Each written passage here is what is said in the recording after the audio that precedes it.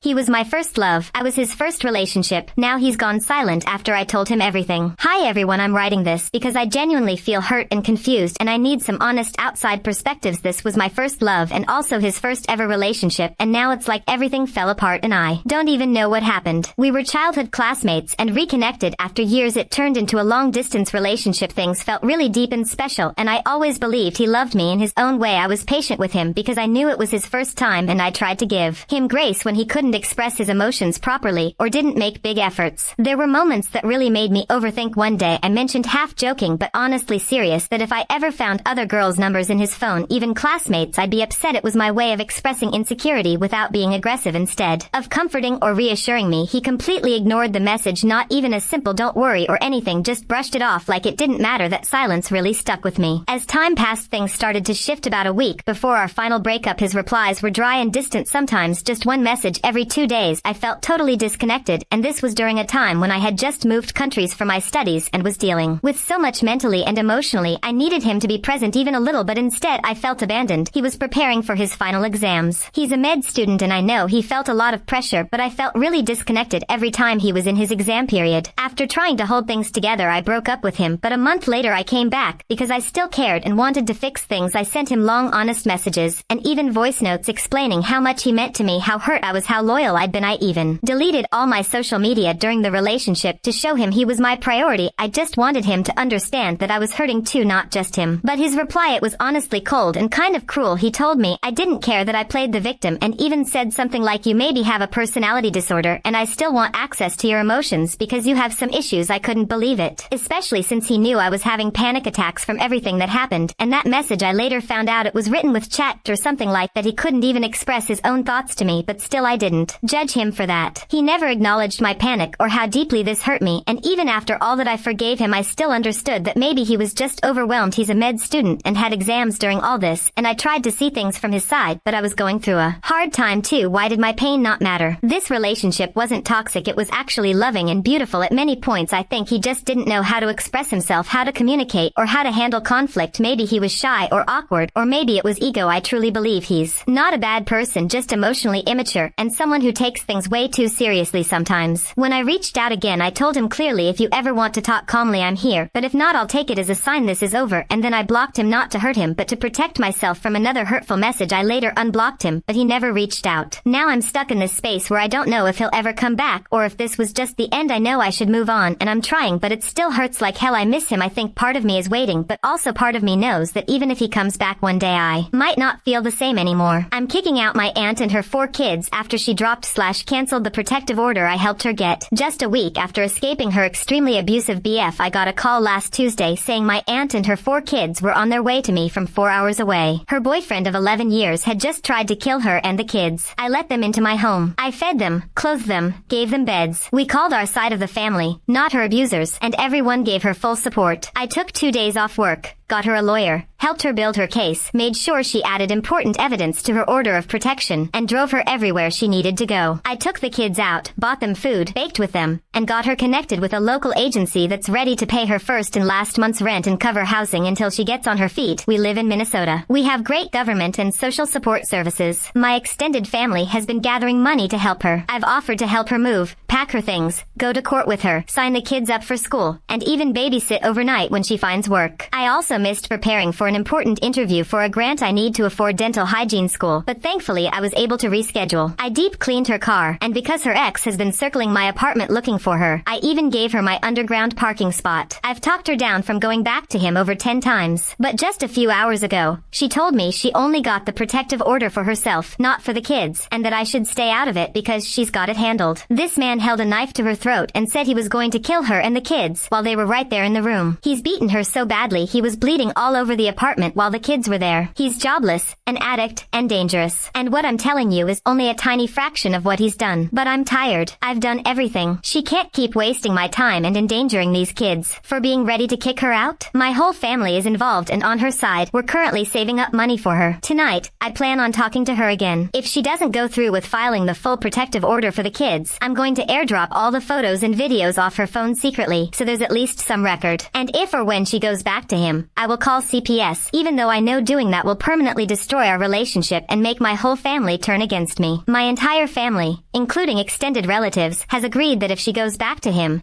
CPS will be called immediately. I just kicked her out. Turns out she still wants to fix things with him. She's literally the dumbest person I've ever met. I swear, I'm never helping someone this delusional again. She's leaving in the morning, and I'm blocking her. My aunts and uncle will handle the CPS situation from here. I genuinely don't have the time or energy for it anymore. Now she's trying to make me the villain, saying I forced her to take things to court. Meanwhile, the order of protection didn't even make it to the judge because she told the attorney to drop it. This might sound harsh, but I genuinely believe this. A woman in an abusive relationship without children is a victim, no question. But the moment she allows her children to be abused too, she stops being just a victim. At that point, she becomes part of the problem. For laughing at what my coworker said when I thought it was a joke, myself and another manager, Joe, at our workplace, both of us approximately same age and men, we're talking with one of our employees, Ryan, about the plans for next week. Joe has a dry sense of humor and says a lot of jokes deadpan. As we were wrapping up, Joe told Ryan to do a task for him and Ryan responded sure. Joe then said with a straight face, no, don't say sure. You say yes. I thought that this was a kind of weird joke and laughed a little. Ryan just said yes and went about his way. After this, Joe asked me why I laughed and I said I thought he was making a little joke about being picky with responses. Joe said it's not picky, explaining that I told him to do something. It's a command from his manager, not a request. By saying sure, he is treating it like it's a request and like he has discretion on his part. By saying yes, he's showing he understands he needs to follow orders. He then told me that it was rude for me to laugh at what he said in front of our employee. I sort of see where he's coming from and that sure sounds more casual, but it seems super uptight on his part to react that way. I did not apologize for laughing at what he said and don't feel I owe him one for not constantly helping my friend with her toddler. I have recently had an argument with my friend because I was not constantly available to help her take care of her son after her husband left. We met during college and have known each other for 8 years now. We were very tight during the first years of our friendship but have grown apart after her marriage. Because of our busy schedules, we both have very demanding jobs with night shifts, and because our lifestyles became too different, but have remained in contact. She has informed me last summer that her husband was planning to leave the country for an opportunity at his job for an indefinite period of time. I asked her how she was planning to take care of her infant son on her own, especially during her night shifts. She said that she would figure it out and added you could stay the night at our house when I'm on call, so that if I have to leave, name of her son, wouldn't be alone. I figured that she meant that she would hire a nanny. She and her husband definitely have the means, and asked me to help if she didn't have any other option, which I would have been glad to do. I should also mention that she lives far from my home and my workplace, approximately a 40 minutes drive. Cut to this summer, her husband has left and I have received multiple texts asking me to stay the night at her place multiple times a month. I was very confused at first and has since understood that she didn't make any arrangements and is fully expecting me to babysit her son whenever she is on call. Her family lives far away and she says that she doesn't have any other friends she can ask, which is problematic for me since I work multiple late nights each week and have very little free time. I've had a burnout a couple of months ago, which she is aware of, and am still trying to recover, mostly by trying to make the most of the few moments when I'm not at work. I've tried to explain this to her and said that I would help her when I could, but that she couldn't reasonably expect me to be there every single time. It turned into an argument where she called me selfish, said that she was there for me during my darkest moments, which is true. Her husband and her helped me during a breakup a few years ago, but I thought it was unfair to bring that up since I've also helped her during low times. She said that I would rather have fun than be there for her when she desperately needs me to. I don't know what to think anymore. I feel very guilty, but at the same time, it seems unfair that I would have to shoulder this responsibility, especially when things aren't going so well in my own life. I also fear that she would become entirely reliant on me, since her husband is planning to stay abroad for an indefinite period of time. Am I overreacting for confronting my wife after I caught a stranger walking out of our home while I was at work? Red heart adhesive bandage relationship. I usually work late, but this week I had an unexpected half day and came home around 1 p.m. When I pulled into the driveway, I saw a man I didn't recognize leaving our house. He didn't seem startled, just nodded, and walked to a car parked up the street. My wife greeted me inside like nothing had happened. I asked her who he was. She paused and said, just someone dropping something off. When I pressed for details on what he dropped off, why he came through the front door, how long he was there, she got defensive and said I was acting paranoid, that I was making something out of nothing. But here's the thing. We have a smart doorbell, but the footage was mysteriously deleted for the last 3 hours. Our daughter's daycare bag was on the kitchen counter, even though my wife said she hadn't picked her up yet. And there was an extra coffee mug in the sink, one I never use. My gut tells me something's off. I haven't accused her of anything directly, but I finally said, I feel like you're hiding something. She broke down crying, said she's overwhelmed lately and doesn't want me to stop trusting her. I love her. I really do. But am I wrong for feeling suspicious? I haven't told anyone about this, not even my closest friend, because I don't want to overreact or jump to conclusions. But it's eating at me. My wife cheated and says we're even now. How can she even think that? I have been with my wife since we were 15, married for 6 years now. We have a 4-year-old daughter, 2 dogs, a house, stable jobs, everything that makes up a steady life. Or so I thought. When I was 19, I messed up badly. I had a 2-month affair with a girl from our friend group, let's call her Sarah. I was selfish, immature, and stupid. My wife found out. She was shattered. We broke up for several months, and I honestly didn't think she'd take me back. Sarah was pretty much outed from the group, and I cut her off too. She gave me another chance, said she forgave me, and I was so grateful. From that point on, I never gave my wife another reason to doubt me. I've been loyal, present, supportive for years. We rebuilt. At least I thought we did. A few weeks ago, one of our old college friends hosted a yearly get-together we do. My wife couldn't come. Our daughter had a fever that night. I went alone. I didn't knew Sarah was going to be there, but I find out she is dating one of a friend in the group. I wanted to tell my wife before anyone else did, but turns out my wife already knew before I can tell. Unbeknownst to me, my wife saw the posts on Sarah's social because apparently she never actually stopped following Sarah on social media. She saw Sarah the pictures and went completely silent on me. Wouldn't talk. Wouldn't look at me. I kept trying to explain, but she wouldn't believe me. She thought I knew Sarah was going to be there, and I intentionally didn't tell her. I only realized something was actually wrong when she didn't come home one night. The next morning, she told me she slept with someone else. She said seeing Sarah again even just in that photo brought everything back. The betrayal, the pain, the way she had to force herself to move on at 19 because she didn't want to lose me, even though she never really healed. She said she felt like the idiot again, and she snapped. She said it wasn't planned. She went out that night, started drinking, and hooked up with someone, a stranger. Then she told me this was her mistake the way I had mine, that now maybe we're even, that if I still love her the way she loved me, I'll find a way to forgive her, that we can move forward, for our daughter, for the life we've built. But here's the thing, I didn't do this at 27. I didn't do this after becoming a father. I cheated when I was 19, young, dumb, and full of regrets. I begged her to stay. I cut the other person out permanently. I spent years trying to earn back her trust, and I thought I did because she never even brought it up in arguments or tried to make me feel guilty again. She made this decision now sober enough to drive home the next day and tell me she thinks it balances the scales. And yeah, I still love her, but she's acting like I should understand. Like I'm being a hypocrite for being mad. She said, "This is how I felt back then. Now you know. So why are you suddenly so unforgiving? How can she even think this is equal?" I still find myself not telling this to anyone cause if we stay together I want this only between us, but I am so furious. I should probably have mentioned I think the reason my wife was still following Sarah's socials is because that's actually how she first found out about my cheating back then. It wasn't some obvious photo either, just random pics Sarah posted without realizing, where you could barely make out something like my hand or watch in the background. But my wife noticed. That's how it all came out. My boyfriend told me he hates me. Hey.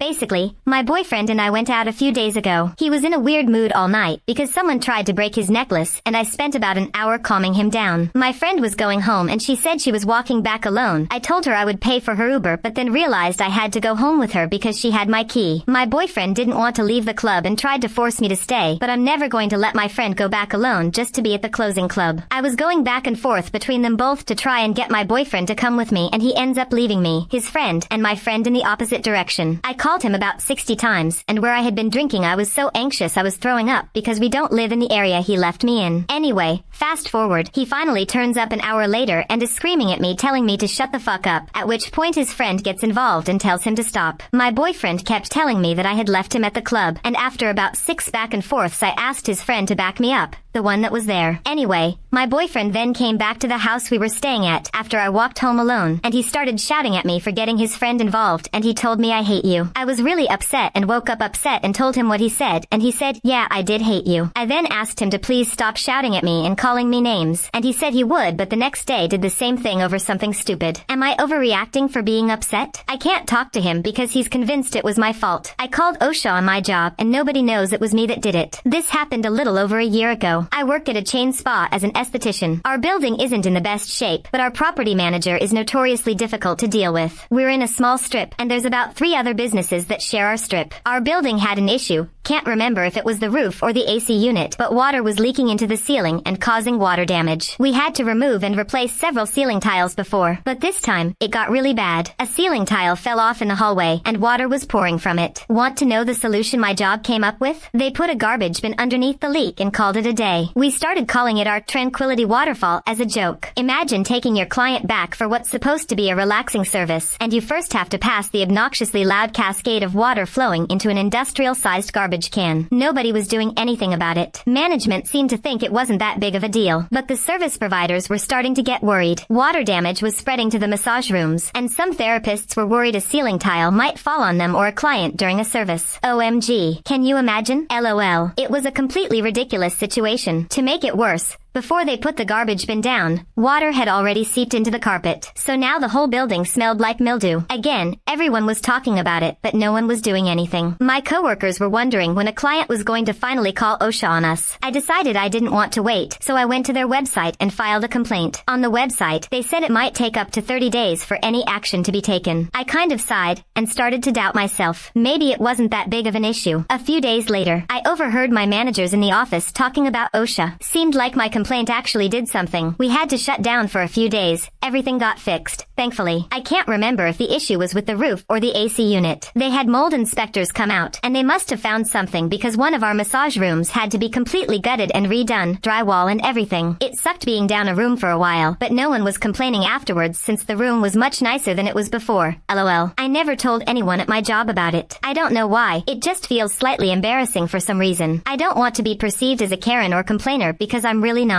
I tell myself that if I hadn't done it, eventually someone else would have. Better sooner than later. For taking a job that's twice the amount I've ever made and would solve my financial problems. Not the a-hole. Got offered a job for $60,000 plus a year. Only problem is I'd have to work weekends. My GF works Monday to Friday and has weekends off. Her one requirement is that I also don't work weekends. It has made my job search significantly more difficult, and I said screw it and went to an interview anyways. They offered me the job and I want to take it, but now she is freaking out. I've been in a financial hole for years now, and this job would help bring me out of it. I've been depressed for years due to finances. This would be life-changing for me. We have lived together for 8 years, and she said we are done if I accept this job. She'd rather have me make $40,000 a year for now if it means I get weekends off for us to spend together. This job also has full benefits which I have never had. I need health and dental, etc. Would I be the asshole to accept the job? She keeps saying I'm being unreasonable and choosing money over her. Okay, after all these comments of her being the asshole, I'm starting to feel bad now. She's always made more money than me and has supported me financially at times more than I'd like to admit. For always been less financially stable than her, and recently we bought a house because she didn't want to keep living in an apartment and to have nicer things in life. It's became harder now that we live in a house. She pays most often the mortgage, but I pay the electric, water, internet, etc. Do all the cleaning, housework, yard, fixing up the house, etc. Now we are both struggling, but I just need a better job to help out more. Obvi she doesn't want me having this job because the weekend thing, and she said I could just find a different job that I can make more dollar working Monday to Friday, like going into a trade, etc. The job I was offered was a restaurant manager for a popular franchise, which suits me since I've managed restaurants in the past. Telling a guy to shut up during a job interview. I was interviewing this guy for a very good software engineering position. He passed the first round, and both I and everyone involved in the second round really liked his resume and experience. On paper, he had everything we were looking for, and honestly, this looked like a life-changing opportunity for him. Then he shows up, very serious and not smiling at all. I'm used to that in tech interviews, and I understand it can be an intimidating environment. We did a round of introductions, and then he opened the interview by saying, "Let me tell you a little bit about myself." We said, "Okay, go for it." He started talking about his personal and professional background. After about 3 minutes, I jumped in to ask a follow-up question based on something he mentioned. He replied, "I will answer, just give me a moment," and continued talking. A coworker jumped in with another question, and he said the same thing to her. At this point, we were kind of looking at each other, but decided to let him continue and give him the benefit of the doubt. But after more than 5 minutes, I jumped in again with another question. I had to talk over him to do it. He finally paused and answered, but in such a long-winded way that he ended up veering into another topic. My coworker asked another question, and the same thing happened. At this point, I was ready to end the interview. I tried to politely wrap it up several times, but he was unable to read the room and just kept talking. I finally raised my voice slightly and said something like, "Thank you very much for sharing your background. In the interest of time, I'd like to ask if you have any questions for us. This is standard protocol and helps us prepare answers for future interviews." He asked a question about the team. As I was answering, he raised his finger and interrupted to talk more about his background. I let it go. Then he asked another question, which my coworker started to answer, but again, He spoke over her to talk about himself. I tried once more to interrupt politely, but he kept talking. At that point, I was done. I said, "John, you really have to shut up and listen." He was surprised, as was my coworker, but he finally stopped talking. I continued, "You walked into this room with a 99% chance of getting the job. Now that chance is zero. The only reason is because, in less than 15 minutes, you've demonstrated that you don't have the capacity to listen at all. So I'm telling you now, you're not getting the job. But if you take anything away from this interview, let it be this. No matter how good you are technically, if you can't listen, you'll never excel in this career." He apologized and said, "Can we start again?" I replied, "You had your chance. Best of luck in your future interviews. Make sure you listen." Looking back, I know I could have handled that differently, but I still feel bad for the guy. Telling my cheating ex-husband I will never feel bad for him and I will never help him make this better. I was married to my ex-husband John a decade when I found out he had cheated multiple times with multiple women, one of whom became a fully fledged affair. We had 3 young kids at the time. How I found out was I started suffering some concerning symptoms, went to the doctor and some tests were ran, and it was discovered I had gonorrhea, which had caused pelvic inflammatory disorder. The whole thing was devastating and John didn't even pretend he was concerned about me, but he was concerned about his affair partner Kathy. The two of them married after the divorce and I had to pick up the pieces, deal with the consequences of John's cheating and his lasting gift, and help my kids deal with the divorce. All while I had to be civil in front of the kids, which killed me. I had minimal contact with John and Kathy. I refused to speak to either unless I had to. A few times they attempted additional contact with the aim of us being friends, but I shot that down and I told the two of them to rot in hell. The kids had a good relationship with their dad until a few years ago, but John and Kathy were unable to have children together. I believe she had miscarriages and stillbirths, and my kids felt there was pressure on them to gather around them and love Kathy so she'd still feel like a mother, but none of them had a close relationship with her and they felt like their dad was manipulative about it, so they started going to his house less and faded away. My youngest graduated in May and didn't invite John or Kathy. There were discussions about it, but ultimately he decided he would prefer to focus on his achievement and not the drama. John attempted to get me to force my youngest's hand, and he tried to throw a pity party about their losses and Kathy's love for the kids and her losing the chance to be a mother. I blocked him after several text messages about this. Now I've had him at my house trying to make me feel bad for him and Kathy by talking about all the losses and asking me to help him make this better, which to him means he wants the kids back in his and Kathy's lives and for me to encourage them to love both of them and to let them, but especially Kathy, feel like she won't miss out on all the motherly experiences. He wanted me to treat her like their other mother and present as a team so that when weddings and babies come along she'll be included and equal in all of it. I had no patience for his request, and even though he was already upset talking about the losses, I was not kind when I told him to get away from my house and from me. I told him I will never feel bad for him and that his pity party and attempt to make me responsible for their happiness after the way he treated me was outrageous. I told him he caused all of this and he can fix it, but he doesn't deserve a single ounce of kindness or compassion from me after his actions in our marriage. He tried to argue, but I closed my front door and he left after that. I was on good terms with John's sister after everything went down, but once she heard about our interaction at my house she turned on me. She told me she understands me hating them, but John has been broken up about all the losses they have endured and I could have been a little kinder, and that I should want my kids to have John and Kathy in their lives, that I should be able to see it would be better for them and future grandkids. I told her I owed the two of them nothing and did not wish for their happiness. She told me I had proven to be spiteful and hurt her brother when our divorce happened more than a decade ago now, and it's truly in the past. I'm disappointed that relationship broke down, but feel like it was possibly naive to think it would always survive what happened because John's her brother first. I do value her opinion, or did before this. I disagree with what she said, but I also feel like I shouldn't dismiss it without seeking others' opinions when I have always valued what she says before, even though I believe this is just a loyalty thing at the end of it all.